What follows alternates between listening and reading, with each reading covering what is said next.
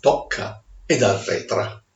Lui si ingulta nell'assalto, il becco incrocia il becco, fiorettando, ripiega, diversione, l'ala spiega, ritorna, s'avvicina, il becco imbocca, tuba, piroetta, il capo lei reclina, si fa statua di ghiaccio e lì si scioglie all'ombra di una nuvola mutante e se ne vanno a respirare il sole.